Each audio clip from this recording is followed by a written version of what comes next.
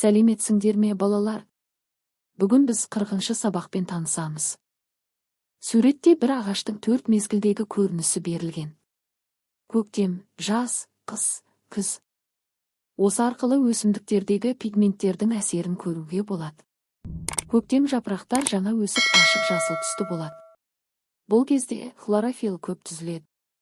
Жас жапырақ қанық жасыл.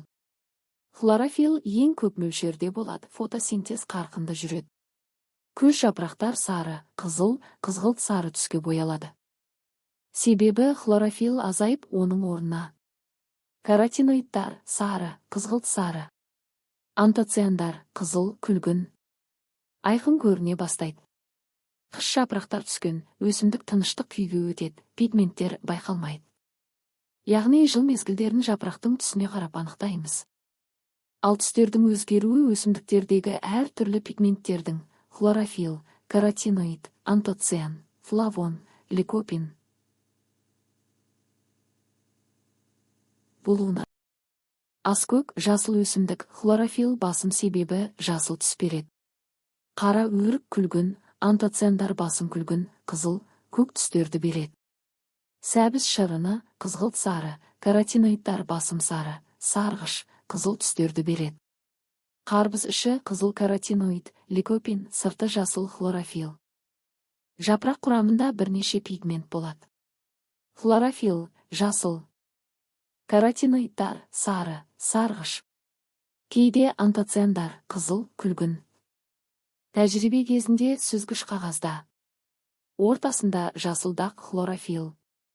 Шетінде сары дақ каротиноидтар пайда болады. Бұл жапырақта бір ғана емес, бірнеше пигмент бар екенін дәлелдейді. Қорытынды.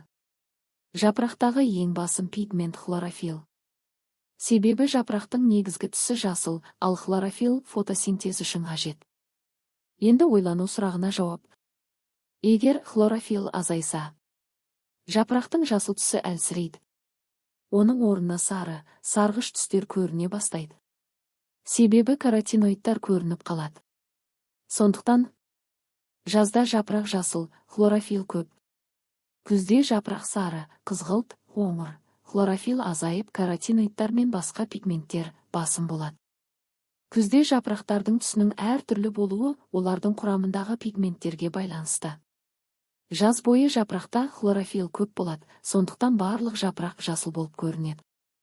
Күзде күн суытып, жарық азайғанда хлорофилл ыдырай бастайды. Сол кезде басқа пигменттер көрінеді. Егер жапырақта каротиноидтар көп болса, ол жапырақ сары немесе сарғыш түске айналады.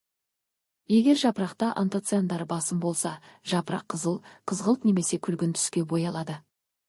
Демек, сары жапырақ каротиноидтар көп, қызыл жапырақ антоциандар көп. Бұл құбылыс жапырақтағы қандай пигмент басым екеніне байланысты болады. Өсімдіктерді түрлі түске бояйтын зат пигменттер. Пигменттер өсімдікке түс беретін органикалық заттар. Негізгілері. Хлорофилл жасыл, каротиноидтар сары, сарғыш, қызғылт, антоциандар қызыл, күлгін, көк, флавондар мен флавонолдар сары.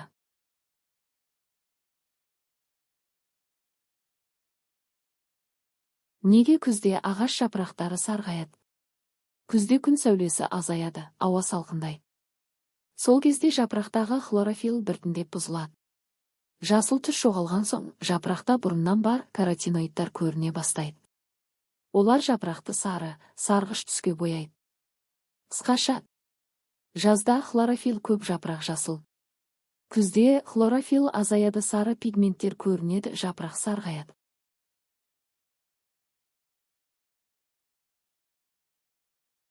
Буклет тақырыбы.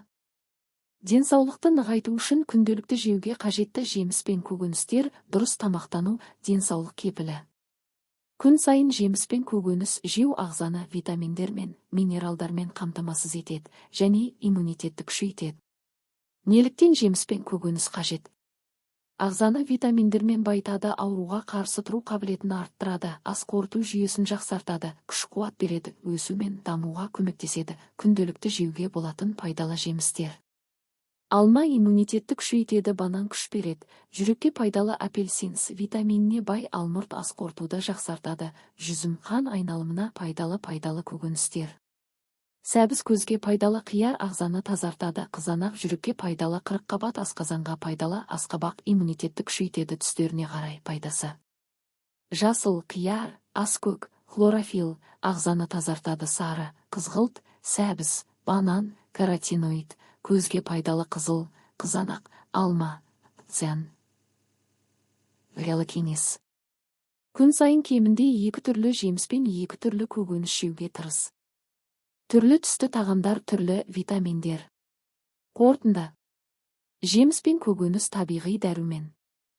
Оларды күнделікті тұтыну денсаулықты нығайтады, аурудың алдын алады. Осымен балалар, сабағымыз аяқталды.